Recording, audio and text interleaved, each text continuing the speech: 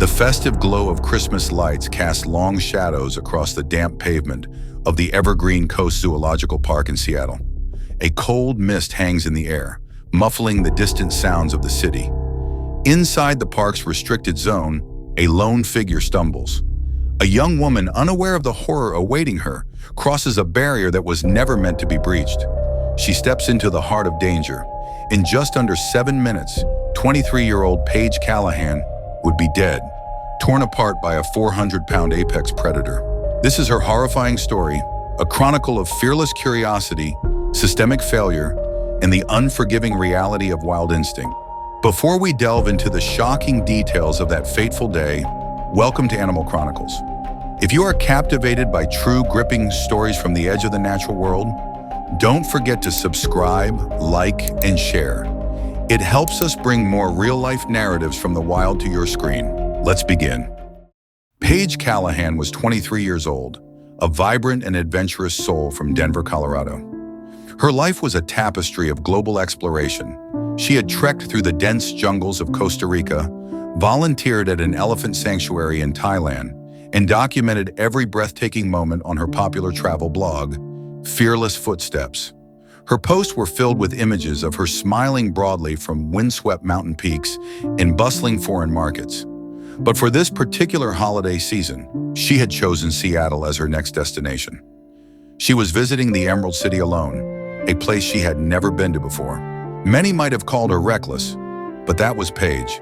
She was insatiably curious, a thrill seeker always looking for her next challenge, her next story. She didn't fear the unknown. She embraced it with an open heart. Paige wasn't reckless, just fearless, her older brother Mark would later recall through tears.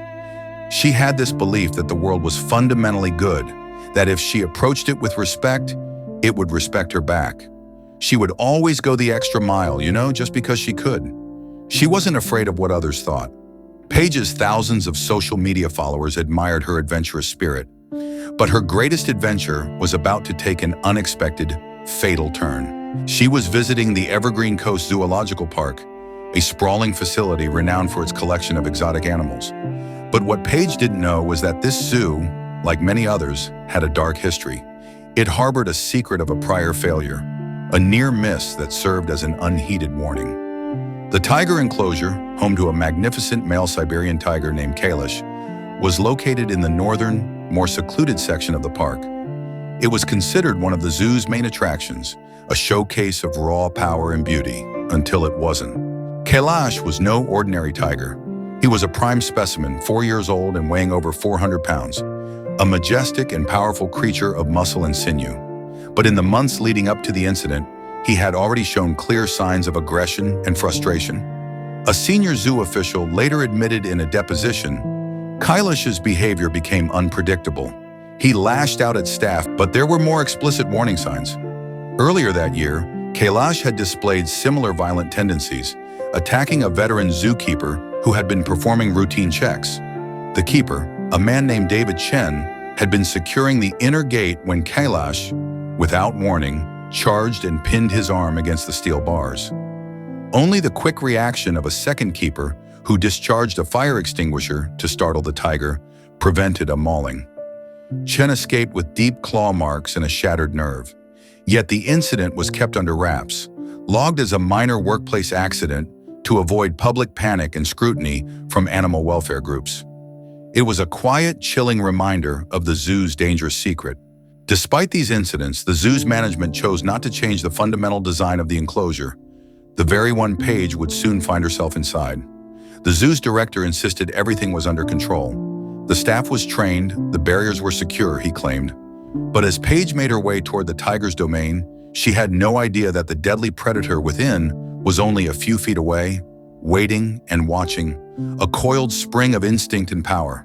The day began like any other Christmas at the zoo. The park was bustling with families on holiday outings, tourists clutching steaming cups of coffee, and excited children pointing at the animals. Paige, like many others, was drawn to the wild creatures, captivated by the raw beauty of nature held just beyond the barriers. It was 2:45 p.m. when she scanned her ticket and entered the park, alone. Paige had been exploring the zoo for nearly an hour, taking in the sights and sounds, from the playful calls of the gibbons to the stoic gaze of the snow leopards. The tiger enclosure was situated near the north end of the park, nestled among tall fir trees that dripped with moisture from the persistent Seattle drizzle. It was known for its magnificent animal, but that day, something was off. Paige wandered toward Kailash's enclosure around 3:20 p.m. She paused near the perimeter, a low-slung rock wall designed more for aesthetics than security. From there, the deep, rumbling growls of the tiger could be heard faintly through the thick, laminated glass of the main viewing area. But what happened next is the part of the story no one saw coming. 4:50 p.m., a security camera, grainy and positioned at an awkward angle, catches something that would change everything. The image is blurry at first, distorted by the failing light and mist. But as the footage clears, you can see her, Paige Callahan. She is standing near the tiger's enclosure, her eyes scanning the area. And then Paige does something no one expected. She effortlessly climbs the 4-foot barrier wall designed to keep zoo visitors at a safe distance. A barrier many have seen but never thought to breach. She just went over, no hesitation, a witness later told police. She was athletic, cleared the fence effortlessly, and disappeared from our view onto the little grassy ledge on the other side. Did she drop something? A phone, perhaps, or a lens cap? Was she trying to impress someone with a daring stunt? To capture the ultimate selfie for her blog? Or was this a tragic mistake, a fatal miscalculation fueled by a false sense of safety and a momentary lapse in judgment? It's unclear what motivated Paige to climb that fence. She had been lingering near the enclosure for nearly 30 minutes, seemingly mesmerized. Was it the thrill of being so close to one of nature's most dangerous predators? Or had she simply, tragically, underestimated the tiger's ability to strike? Another witness, a father who was pulling his young son away from the area, recalled the moment with a shudder. I didn't think she'd actually do it. It was surreal. One minute she's standing there looking at the tiger, and the next she was on the other side of the fence. I didn't know what to do. I just grabbed my kid and left. Whatever the reason, Paige's decision to enter the tiger's territory set in motion a chain of events that no one could have predicted. 5 p.m. The first real growl from the tiger echoes through the zoo. It is low at first, a guttural warning, but it quickly turns into a roar of pure rage as Kailash, the Siberian tiger, locks his gaze onto his prey. Paige was alone. She was vulnerable. She had crossed a line. Kailash wasn't just a predator. He was a wild animal driven by instincts that no barrier could contain. As Paige ventured further into the outer enclosure, she unknowingly stepped into a lethal trap, and the tiger knew it. Kailash's escape wasn't a mistake. It wasn't a simple breach of a fence. The tiger's escape from his primary enclosure was the direct result of a series of catastrophic failures in design and judgment, and it was not the first time he had made his presence felt beyond his cage. The walls of the tiger's enclosure stood at 12.5 feet. In most modern zoos, the industry standard for these kinds of enclosures is a minimum of 16 feet, often higher. It wasn't high enough, and Kailash knew it. He didn't pounce. He hunted, silently, methodically. The few remaining zoo staff were too far away, enjoying their holiday break in the staff lounge, to hear the slight shift in the air, the subtle movements of his massive paws in the dirt. The tiger had been trained in the art of patience. For hours, he paced near the edge of the wall, his powerful muscles rippling beneath his striped coat, as if waiting for the perfect moment to strike. He knew that moment would come. What Paige didn't realize was that the tiger had been sizing her up ever since she crossed into the restricted zone. Kailash was not just hunting for food, he was hunting for something far more instinctual, territory, and Paige had unknowingly, fatally crossed into his domain. As Paige moved further into the outer enclosure, the tiger waited. He was not just stalking his prey, he was studying her every movement. One wrong step, one mistake on Paige's part, and Kailash would strike. But for now, he remained calm, silent. Kailash's movements were precise. He knew how to leap. He had done it before, in practice runs when no one was watching, over the 12.5-foot barrier, through the moat, and into the narrow strip of land beyond. The structure, already flawed, could not stop him. The moat, once thought to be a deterrent, was too shallow and too narrow, a mere puddle for an animal of his size and power. Kailash's powerful hind legs carried him effortlessly across. The barrier meant to keep the wild at bay failed in its duty, and now the predator was free. In an instant, Kailash was on the other side. The tiger, a magnificent creature of breathtaking power, was no longer contained by walls. He was outside and he was hunting, and Paige, so close to the edge of the enclosure, was now trapped with no way out. After 1:05 p.m., a scream cuts through the evening air. It is sharp, high-pitched, and sudden. Visitors near the northern end of the park freeze. Parents instinctively turn toward the sound, pulling their children close. Staff on their break drop their radios. Something had gone terribly, horribly wrong. A maintenance worker, a man named Gus, stationed just behind the service building near the tiger exhibit, was the first to respond. He thought it was a prank, a loud noise, maybe a child crying out. But then he saw her. The worker speaks, his voice cracking with panic in the 911 call that would soon be played on news channels across the country. "Oh my God, there's a girl. She's bleeding. She's torn up." Paige Callahan was lying at the edge of the exhibit's rear service path, just beyond the moat. She had somehow crawled or been dragged from the grassy bank, her clothes shredded, her skin torn, blood staining the dark, damp ground beneath her. Her injuries were catastrophic. One arm was nearly severed at the shoulder. Deep lacerations scored her back. Her legs were mangled from the tiger's massive jaws. Her face was barely recognizable beneath the blood. And yet, she was still alive. Panic rises in the maintenance worker's voice. "She's alive! Get help now! We need an ambulance! Security! Anyone! The tiger's out! The tiger! It's loose!" 911, what's your emergency? The operator's calm voice is a stark contrast to the chaos erupting at the zoo. Other staff members begin shouting into their radios. "There's a tiger loose! It's attacked a guest! Female, adult! She's not going to make it unless we get help now." Zoo security scrambled to respond. The park was thrown into utter chaos. Sirens howled as staff began frantically evacuating nearby areas. But for Paige, help had come too late. 5:12 p.m., 7 minutes after the initial scream, Kailash returned. He came back not with rage, but with cold, predatory purpose. A hunter returning to finish what he had started. The maintenance worker screams out, his voice raw with terror. "No! No! Get back! Stay back!"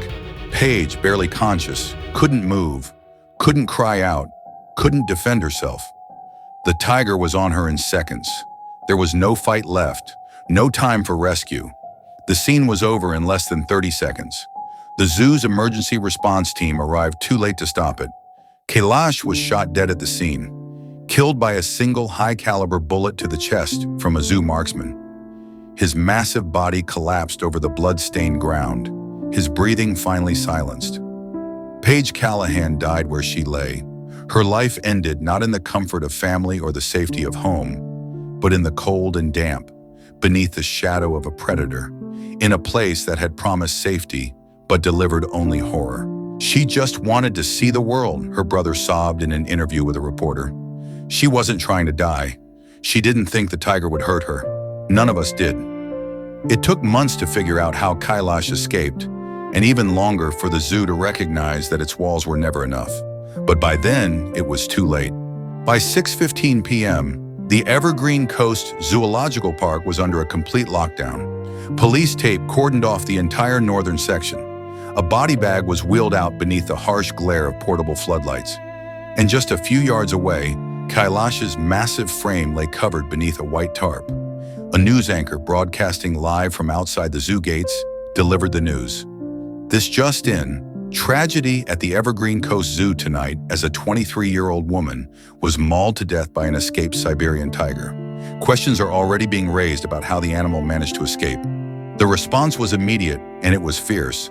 By the next morning, the headlines were relentless. Zoo under fire for outdated enclosure design. Critics say this tragedy was preventable. Why did a tiger have access to a guest? An internal investigation was launched. Initial findings revealed that the moat surrounding the enclosure was far too shallow and the walls critically too low. Security footage showed that Kailash had cleared the distance in a single fluid leap. Irrefutable evidence that the habitat was never capable of containing him. A zoo spokesperson, reading from a prepared statement, said, "We are deeply saddened by the events of December 25th. We are cooperating fully with authorities and conducting a full safety review. Our hearts go out to the victim's family." But for many, that wasn't enough.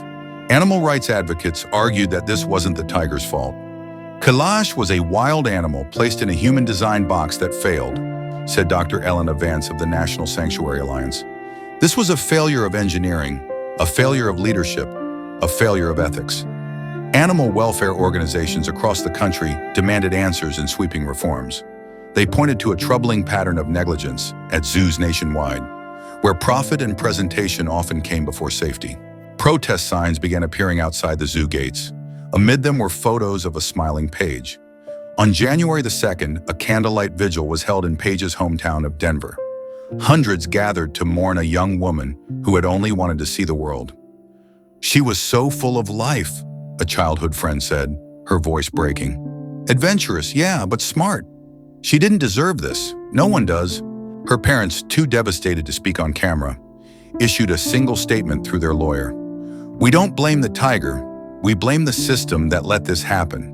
We only hope no one else ever has to lose a child this way." Paige's funeral was held privately, but images from that day would circulate widely. Her smiling face beside tiger conservation posters, her name now tied forever to a tragedy that could have, and should have, been prevented. Protesters chanted, "Justice for Paige, safety for all." And as the public demanded answers, the question lingered. How many more must die before we stop caging the wild? Even after the investigations, the lawsuits, and the public outcry, one question still echoes louder than the rest. Why did Paige Callahan climb into the tiger enclosure? Was it a dare? Was she trying to take a closer photo? Did she believe the tiger couldn't reach her? Or was it simply a fatal misjudgment made in a moment of misplaced wonder? Her brother's words hung in the air. She wasn't reckless, just fearless. To this day, no one knows exactly what Paige was thinking. She left behind no note, no video, just a chilling silence. A behavioral psychologist offered a possible explanation. People have a romanticized view of animals, especially predators. They see them in documentaries, in zoos, behind glass. That illusion of control, that perceived safety, leads to poor decisions. The barrier becomes a symbol, not a real deterrent. A retired zookeeper explained it more bluntly. "They're not pets. They're not props. A tiger doesn't think like we do. You can raise it, feed it, even name it, but you can't train its instincts out of it." In the months following Paige's death, the Evergreen Coast Zoological Park underwent sweeping changes. The tiger enclosure walls were raised from 12.5 to 20 feet and reinforced with a cantilevered overhang. A state-of-the-art infrared perimeter alert system was installed. Security patrols were doubled, and warning signs, now featuring graphic images, tripled in size. One of the zoo officials admitted, "We failed to imagine what could go wrong. Now we design for what might go wrong, because there can't be a next time." But even with those upgrades, the question still lingers, not just in Seattle, but in every zoo across the world. What happens when the barrier between human curiosity and wild instinct fails? The answer, tragically, may lie in the damp earth where a 23-year-old tourist took her final breath, face to face with a creature that was never meant to be behind bars. Kailash didn't escape out of malice. He didn't hunt out of hatred. He acted on instinct, the only truth he had ever known. Tigers are apex predators, symbols of raw, unfiltered nature. They belong in the wild where trees, not fences, mark their territory. Paige Callahan died because the boundary between human curiosity and animal instinct was ignored. Kailash died because we, as humans, failed him twice. First by caging him, then by not containing him in that cage. This doesn't need to be a story of blame. It should be a lesson in respect, in boundaries, in knowing when to admire from a distance and when to step back. Let what happened at the Evergreen Coast Zoological Park serve as a permanent, painful reminder. Wild animals are not attractions. They are not entertainment. They are a force of nature, and nature doesn't forgive mistakes. If you found this story gripping, heartbreaking, or unforgettable, there's more to explore. Subscribe to this channel, tap the bell icon, and be the first to watch our next documentary. Until next time, stay curious, stay cautious, and never forget what nature is capable of. Thanks for watching.